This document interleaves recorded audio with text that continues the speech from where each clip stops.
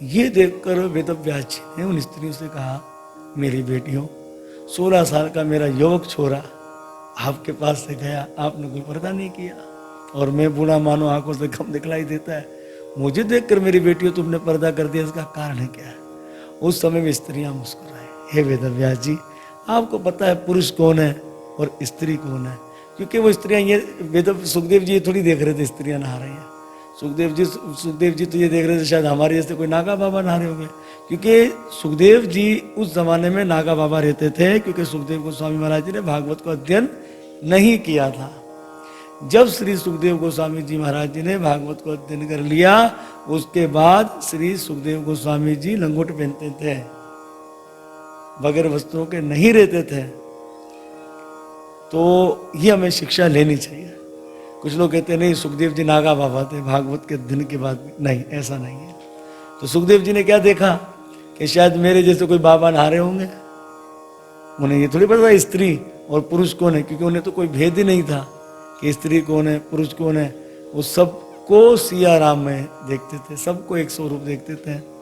इसलिए हे वेदव्यास जी, हमने सुखदेव गोस्वामी महाराज जी को देखकर पर्दा नहीं किया, और आपको पता है कि स्त्री कौन है और पुरुष कौन है, इसलिए हमने अपने अंगों को ढक दिया।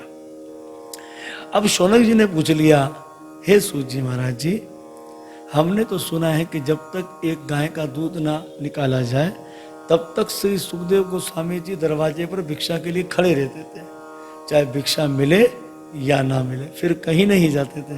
तो लगभग एक गाय का दूध निकालने में 15 से 20 मिनट लगते थे, तो दरवाजे पर खड़े रहते थे। अरे कुछ लोग देखते थे भाई ये गाय का दूध कैसे निकाला जा रहा है, इस लीला को देखने लग जाते थे। कुछ लोग ऐसा भी कहते हैं। तो 10-15-20 मिनट से अधिक कहीं नहीं ठहरते थे। तो परीक्षित ने किस बंधन में बांध दिया इनको कि 7 दिन तक एक ही जगह पर बैठकर कथा सुनाने लग गए। अच्छा, दोनों ही महाविभूति, एक का देखो जन्म नहीं हुआ, ज्ञान पेट के अंदर ही हो गया, दूसरे का जन्म नहीं हुआ, दर्शन पेट में ही हो गया। अरे जो भगवान की सुरक्षा का कवच गर्भ के अंदर ही माता जी के लेकर आ गए, भला उनके बीच में कैसी कथा हुई होगी, महाकथा हुई होगी। इसलिए आप हमें बताइए। अब बात चल रही थी श्री सुखदेव गोस्वामी जी परीक्षित महाराज जी की। अब चर्चा करते हैं वेदव्यास जी के अवतार की कथा। तो वेदव्यास जी के अवतार की कथा महाभारत में बड़ी सुंदर बताई गई है। महाराज चेदी देश के राजा थे जिनका नाम था चेदी राजवासु। इनकी नगरी में शुक्तिमती नाम की नदी बहती थी। आगे चलकर एक कौलाहर पर्वत था जिसने इस नदी को रोक दिया था, क्योंकि पहले जमाने में पर्वतों के पंख होते थे, तो कहीं भी उड़कर पर्वत चला जाता था। तो राजा के राज्य में आ गया, नदी को रोक दिया। राजा को बड़ा बुरा लगा। उस समय राजा ने एक लात मारी रखकर इस कौलाहर पर्वत को, पर्वत के 2 हिस्से हो गए। उस समय नदी बहने लगी, पर हुआ ये कि पर्वत के द्वारा शुक्तिमती नदी गर्भवती हो गई और 2 बच्चों को उसने जन्म दिया। पुरुष धनदाता हुआ और जो कन्या थी वो गिरिका हुई।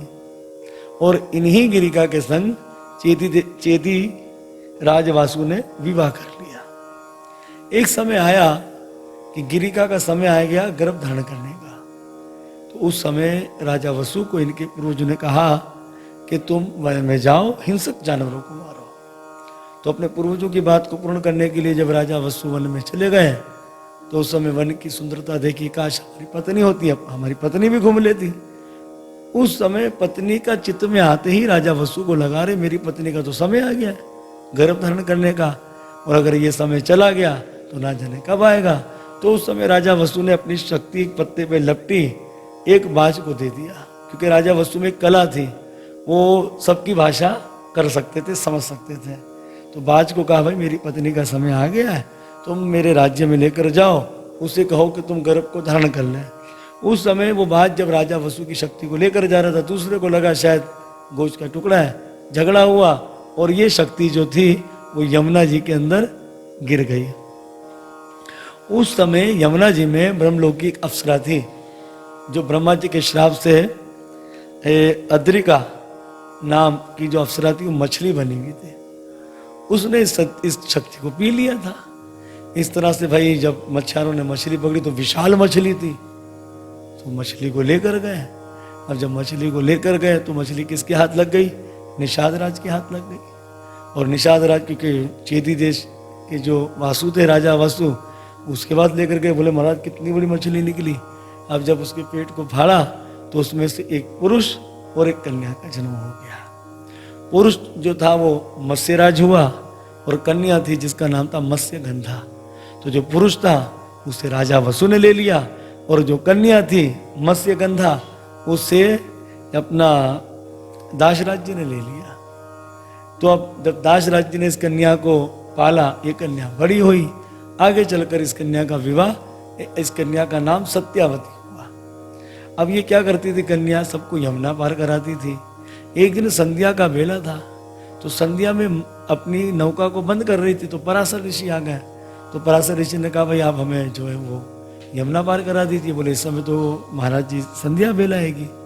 तो मैं उस समय पराशर ऋषि ने कहा देखो देवी जी, तुम्हारा कल्याण हो, तुम मुझे यमुना पार करा दीजिए। तो संध्या में इन्होंने नौका निकाल ली, ऋषि को बैठाया। अब जैसे ही यमुना जी में आगे बढ़े तो उस समय भयंकर तूफान चलने लगा। तो बीच ही बीच में एक द्वीप था, तो द्वीप पे कश्ती को ठहराया और द्वीप पर ही चले गए ताकि तूफान थम जाएगा तो यात्रा आगे आरंभ कर देंगे।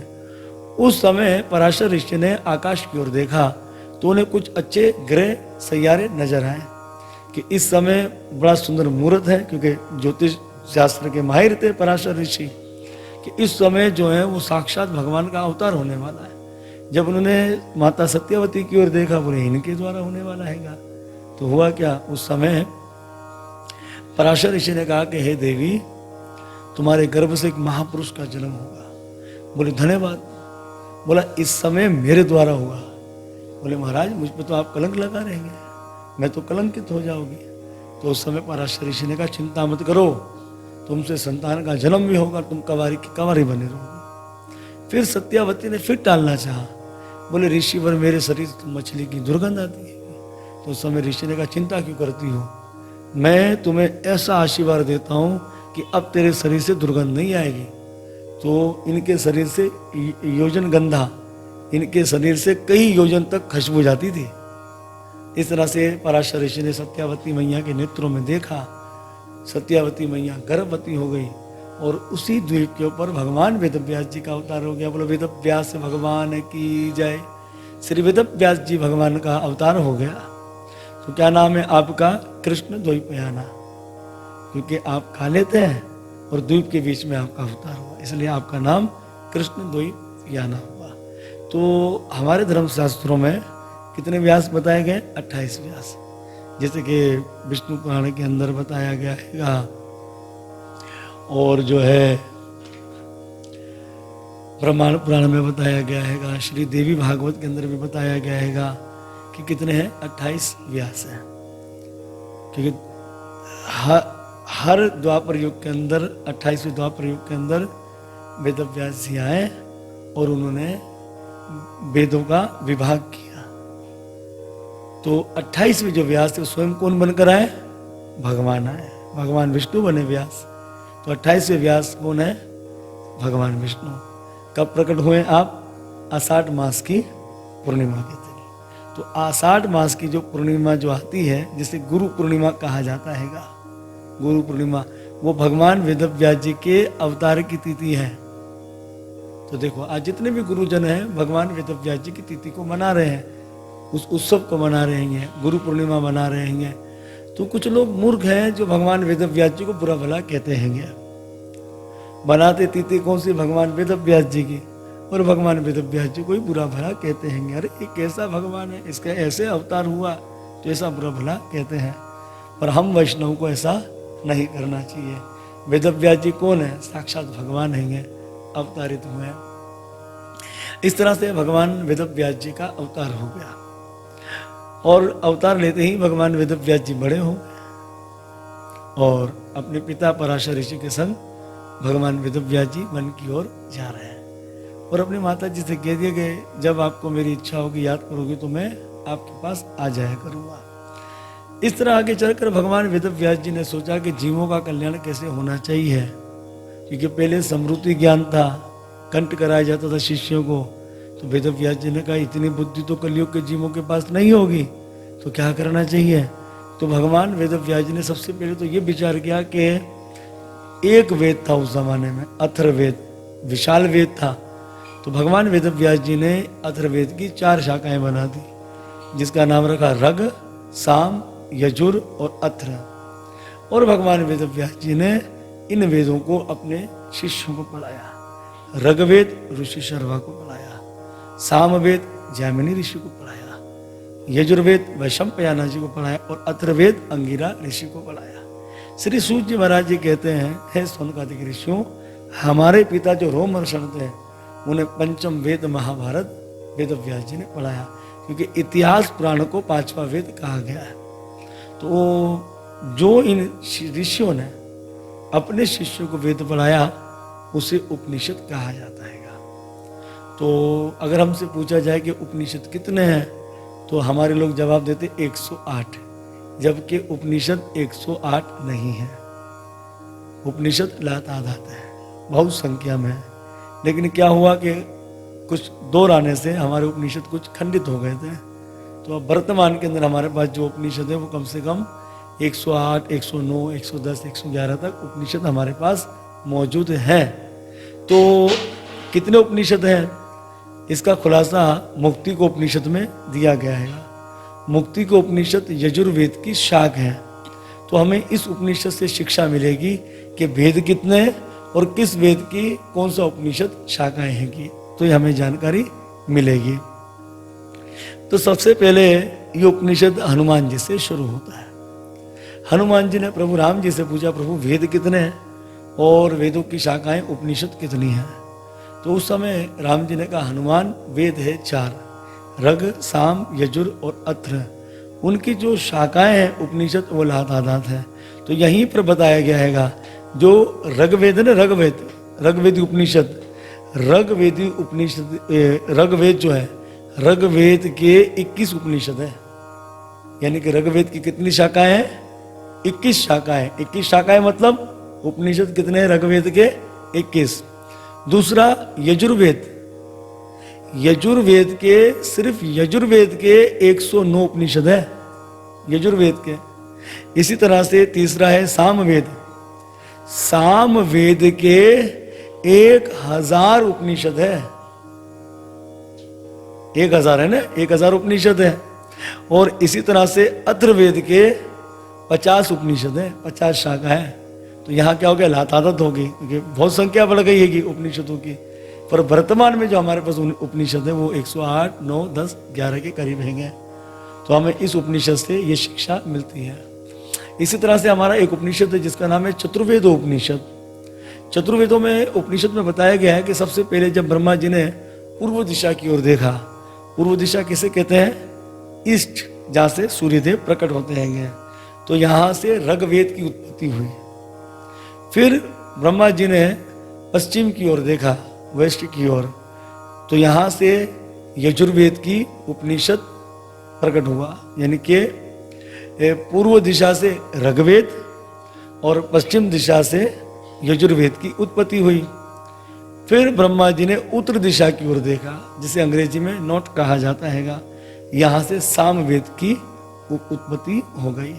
और अंत में ब्रह्मा जी ने जब दक्षिण की ओर देखा, यानी कि साउथ की ओर देखा, उस समय अथर्ववेद की उत्पत्ति हो गई। तो 4 दिशा से ये 4 वेद प्रकट हो गए हैं। तो हमें इस उपनिषद से ये शिक्षा मिलती है। इस तरह से भगवान वेदव्यास जी ने 4 वेद, 17 पुराण और उपनिषद, ब्रह्मसूत्र, वेदांत सूत्र आदि इन सब की रचना कर दी, महाभारत की रचना कर दी। और भगवान वेदव्यास जी को संतोष नहीं हुआ। एक दिन की बात है, भगवान वेदव्यास जी अपने आश्रम पर बड़ी चिंता मगन बैठे थे। उस समय देव ऋषि नारद जी आए। देव ऋषि नारद जी आए तो उस समय वेदव्यास जी ने अपने गुरुदेव का पूजन किया। उन्हें हासन दिया। उस समय देव ऋषि नारद जी जब वेदव्यास जी के मुख को देखते हैं बड़ा उदास है, तो क्या कहते